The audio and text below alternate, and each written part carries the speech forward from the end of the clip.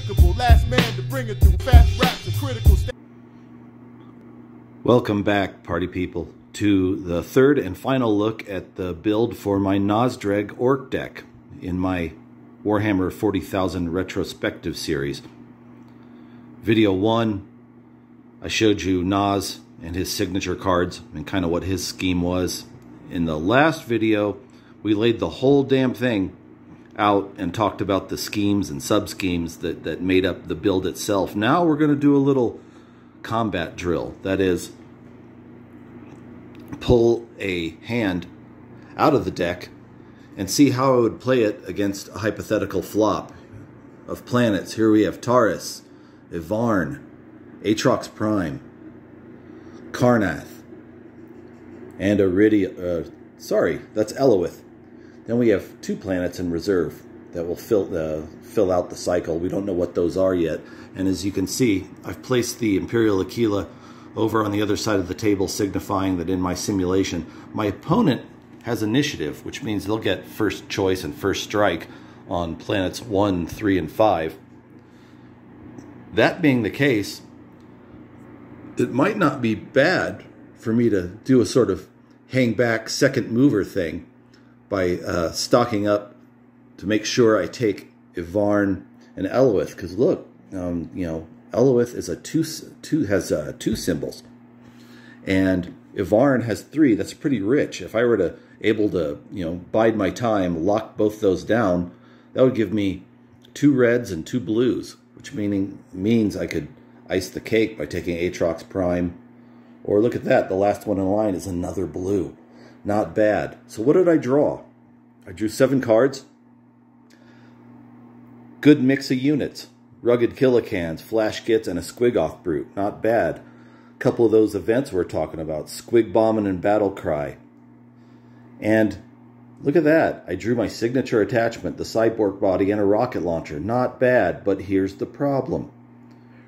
Back in video 2, we talked about how this scheme pretty much runs off an economic backbone. In this hand, I did not draw any of the 8 cards that help me get units out cheaper. Now, I could start and bide my time and see if I draw into some, but I'm going to exercise the game stipulation that if you don't like your first hand at the beginning of a game, you can take 1 mulligan, with, again, the stipulation that whatever you draw that in the second draw, you are stuck with. So I'm going to do another draw, see if I do any better. Back in a sec.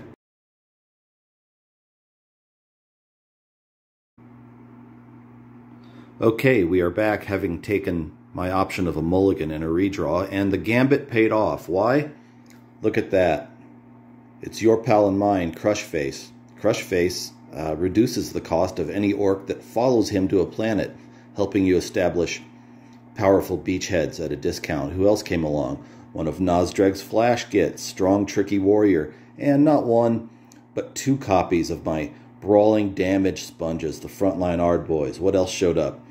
Runs to the front, kind of uses a shield card right now. It has no other value right now, as I did not currently draw into the ability to generate snotlings.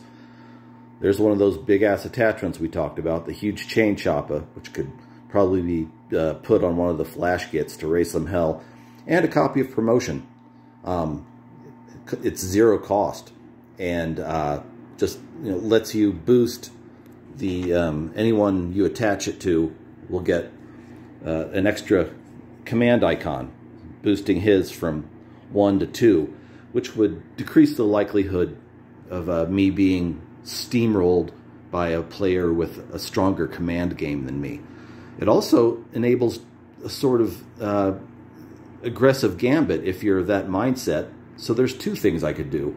1, I don't have initiative, but I could go off rhythm. Let's see, spend 3 resources to put Crushface on planet 1. There it is over there. Then chase it right away using his discount to deploy those Gits for another 2.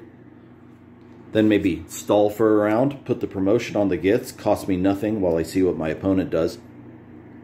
And then, as a last nasty surprise to let them know I'm challenging them off rhythm, I could, for an extra 1, put a huge chain chopper on him. That would sort of throw off the rhythm of the game, maybe put my opponent on his heels. Now, if they decide to cut bait and go and mop me up in the command phase on the rest of the planets, that's a risk. However, the more conservative option, and one I'd be likely to take, would be to spend 3 and get Crush Face onto a Varn. That's the second planet. That buys me 2 turns of play, providing he doesn't get my opponent doesn't get rid of Crush Face, to back him up with cheaper fighters. Okay, there's one move. Leaves me 4 resources. Well, we could be cagey. Spend another 3. Start planting a flag at the other planet I want to take down the line.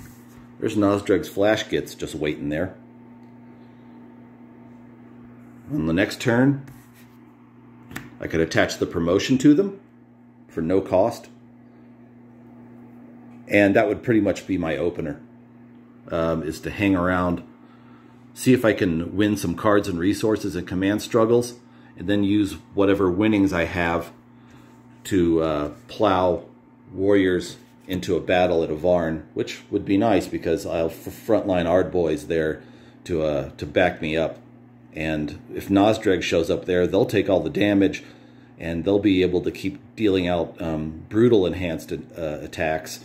And hopefully, the opponent can't rally and take it from me. But that's all hypothetical. That's how an opening hand with Nazdreg could work. This has been the end of our look at this Orcish clan. We're going to be back with another series of 3 videos, giving you a look at a new faction, a new strategy, and new paths to glory in the Traxxas sector. This is the Colonel Hector Bravado saying, may you fight long and well.